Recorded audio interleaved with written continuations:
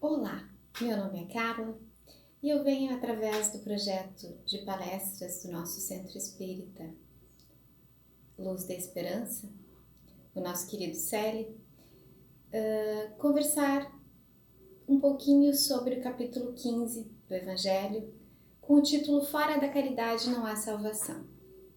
Logo no início desse capítulo, nós temos a parábola do bom samaritano. Eu vou ler um trechinho dela para a gente continuar conversando.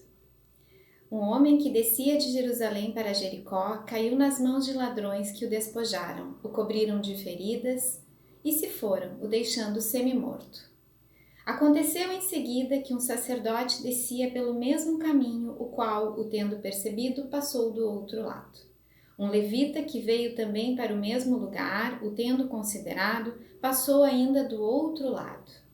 Mas um samaritano que viajava, chegando ao lugar onde estava este homem e tendo-o visto, foi tocado de compaixão por ele.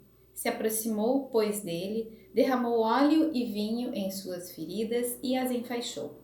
E tendo-o colocado sobre seu cavalo, o conduziu a uma hospedaria e cuidou dele. No dia seguinte, tirou 2 moedas e as deu ao hospedeiro, dizendo: Tende bastante cuidado com esse homem, e tudo o que despenderdes a mais, eu vos restituirei no meu regresso. E assim, através dessa parábola, Jesus nos permite algumas reflexões. Um pouco mais adiante, Jesus é perguntado sobre qual o maior mandamento da lei de Deus. E Jesus de novo responde: Amareis o Senhor vosso Deus de todo o vosso coração, de toda a vossa alma e de todo o vosso espírito. Eis aí o maior e o primeiro mandamento, e eis o segundo, que é semelhante a este: Amareis vosso próximo como a vós mesmos. Isso está em São Mateus, capítulo 22, versículos 34 e 40. Através desse mandamento que Jesus nos coloca dentro da lei de Deus, nós podemos entender o título do capítulo. Fora da caridade não há salvação. E o que nós poderíamos entender pela palavra caridade? No Livro dos Espíritos, na questão 886, Allan Kardec nos coloca a seguinte questão: qual o verdadeiro sentido da palavra caridade? E a resposta dos espíritos é: benevolência para com todos, compaixão para as imperfeições dos outros, perdão das ofensas. E nós temos então na parábola do bom samaritano um exemplo de como devemos agir com o nosso próximo e como não devemos agir. Então, os 2 primeiros que passam, que descem de Jerusalém a Jericó, porque na verdade Jerusalém estava acima do nível do mar e Jericó abaixo, descem no sentido figurado de que na verdade também descem em conceitos, descem moralmente. Afinal, Jerusalém era considerada a cidade sagrada e Jericó era a cidade de comércio. Então, as parábolas nós sabemos que têm sentidos figurados. Encontram esse homem e simplesmente o ignoram. Assim como ignoram também o desenvolvimento moral de si mesmos. E vem um samaritano, até no sentido das palavras, ia um samaritano, no sentido de que ele estava passando a trabalho, e se dispõe a auxiliar aquele irmão. Para o samaritano, aquele irmão não importava ser rico, ser pobre, o que fazia ali, o que deixava de fazer. Ele apenas sentiu a necessidade do auxílio a alguém que estava necessitando. E quantas vezes na nossa caminhada nós enxergamos o nosso próximo em necessidade? É importante sempre lembrar que somos todos irmãos, que estamos na Terra, um planeta de provas e expiações, que precisamos entender os motivos pelos quais aqui estamos, que sentimos dor, que sentimos fome, que sentimos sede, que sentimos frio, e assim como nós, todos os nossos irmãos. Quando Jesus nos diz, amarei o vosso próximo como a ti mesmo, já é uma dica de que todos somos irmãos e que o nosso próximo está ao nosso lado, está à nossa frente, é conhecido e é desconhecido. E o quão importante é a gente compreender isso. E vem então, voltando ao título do capítulo, fora da caridade não há salvação, o entendimento do que seria essa máxima. O que para nós poderíamos entender como salvação? Salvação, para nós espíritas, é o encontro da felicidade futura. E então temos a oportunidade de entender que só é possível esta salvação através da caridade. Emmanuel nos diz, metaforicamente, que a caridade é uma das asas para a evolução. Sabemos que começamos nossa evolução há milênios. Sabemos que a cada encarnação temos a oportunidade da evolução. Nosso aperfeiçoamento moral é pouco a pouco sendo moldado através das nossas ações. Se entendemos isso, então é o momento de entender que a caridade é a ação necessária para o encontro do nosso aperfeiçoamento moral. Então nos deparamos em nossa vida cotidiana com diversos irmãos, nossos próximos. Várias vezes somos impelidos a ajudá-los, dando-lhes um prato de comida, alcançando um agasalho.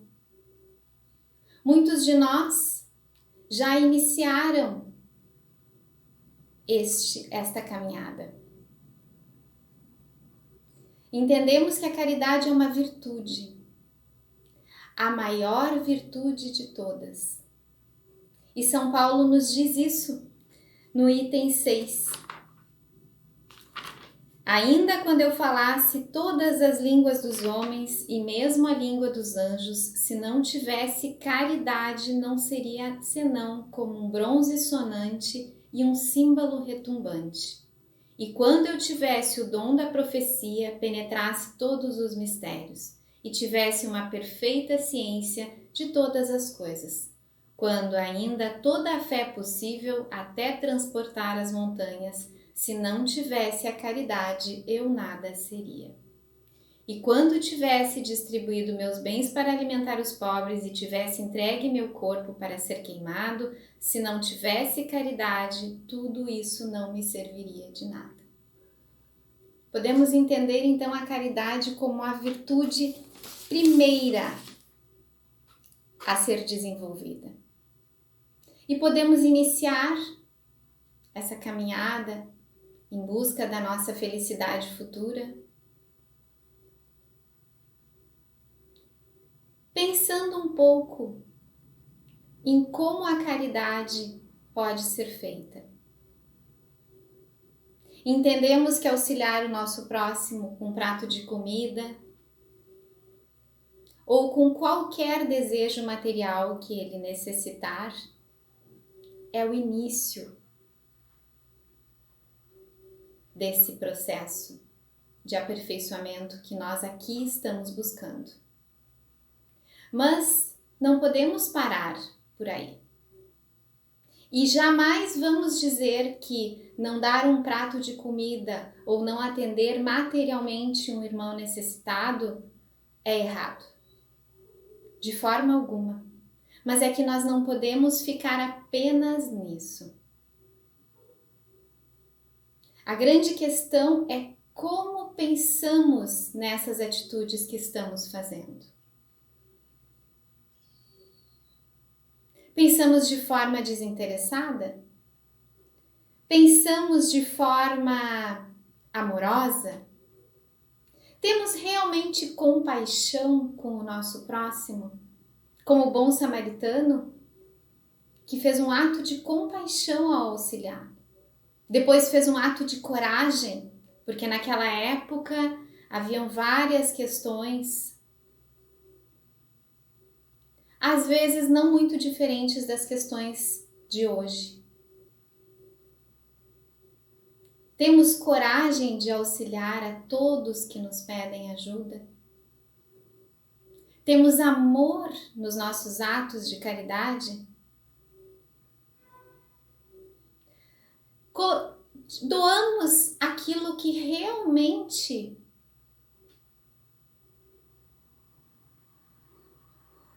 precisamos doar? Os nossos atos materiais precisam vir acompanhados de sentimentos de amor. Este é o verdadeiro aprendizado. Esta é a verdadeira forma de fazer a caridade. Lembramos da palavra benevolência e beneficência. Beneficência, muitos de nós já praticam. Ao doar qualquer coisa ao nosso próximo, necessitado ou não, já estamos sendo beneficentes. É preciso caminhar um pouco mais. É preciso ter a bondade em nossos atos de caridade. Auxiliar apenas por auxiliar. Porque quando nós iniciamos o processo de auxílio real, quando nós realmente agimos com o nosso coração, o sentimento que nos vem é um sentimento leve. É um sentimento tranquilo. É um bem maior do que muitas vezes o bem que já estamos praticando ao nosso próximo. Vivemos na lei de retorno e entendemos que a cada boa ação retorna para nós sentimentos benéficos. E aos poucos vamos aprendendo essa lição. Mas é preciso trazermos ela para a nossa consciência. É preciso trazermos ela para o nosso ato consciente. É preciso pensar. É preciso vigiar os nossos atos de caridade. E assim temos a possibilidade de ganhar um pouco mais na nossa caminhada evolutiva. Fazendo assim com que a beneficência que já praticamos se torne benevolência. Fazendo assim com que a felicidade futura se aproxime cada vez mais da nossa realidade. Salvação como aperfeiçoamento moral, felicidade futura, motivo pelo qual reencarnamos sucessivamente em busca do nosso melhor.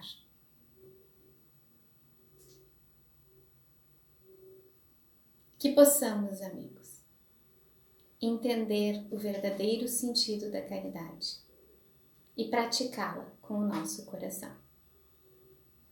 Muito obrigada pelo nosso momento de conversa. Fiquem em paz e que assim seja.